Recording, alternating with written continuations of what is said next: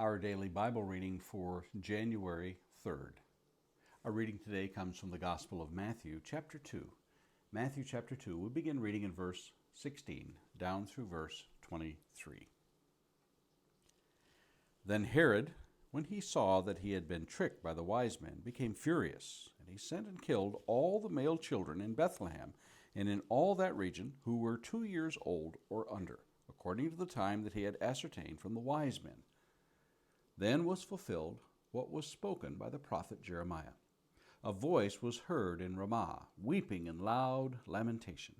Rachel, weeping for her children, she refused to be comforted, because they are no more.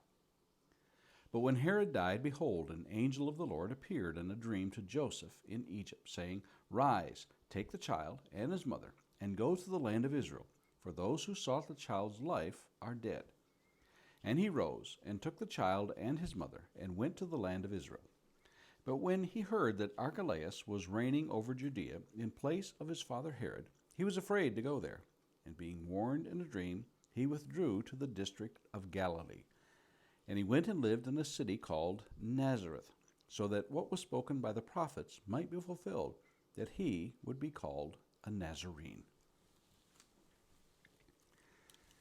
A few thoughts for today. When we think of the providence of God, it is hard to imagine all that he does to care for his own. We may think he simply removes all obstacles, yet a closer look reveals that those detours he may place in our way are as pertinent as those he removes. It is not always about a smooth road. From this time on in Jesus' life, we will only hear of one incident until he reaches his time to fulfill his mission at age 30. He will spend his time in an obscure village far from the reach of the power-hungry Herodian family. As a crow flies, Nazareth lies about 70 miles or so from Jerusalem. It would be this distinction as a Nazarene that sets him apart. By this, the inscription was made on the cross. We read in John 19:19, Pilate also wrote an inscription and put it on the cross. It was written, Jesus, the Nazarene, the King of the Jews. And by this he introduced himself to Saul of Tarsus on the road to Damascus in Acts 22:8. And I answered, Who are you, Lord? And he said to me, I am Jesus, the Nazarene, whom you are persecuting. The prophecy referenced here? To be a Nazarene in that culture was to be an outsider. Had he lived in Jerusalem, he would have been accepted, but as it is, he was rejected, just as the prophets had foretold, as we read in Isaiah 53:3.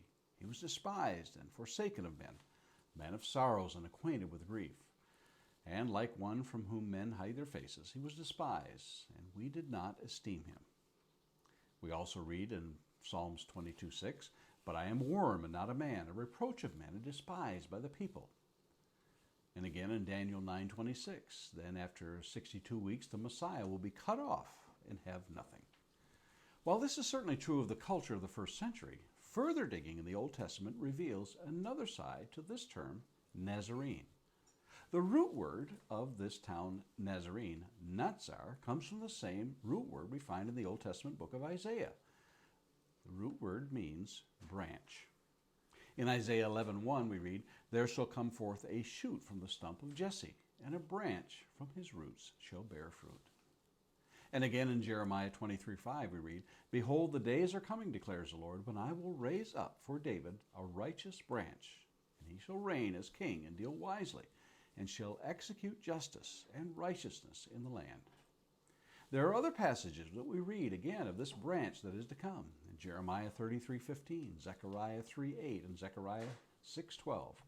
All speak of that branch of the line of David. A question of the day. What distinctions do we adhere to that differ from those of other regions of the country or world? And finally, a thought to meditate on this day. Think of times you couldn't imagine a situation that would have a desired outcome, yet in the end had unintended good consequences. Those are our thoughts for today, January 3rd.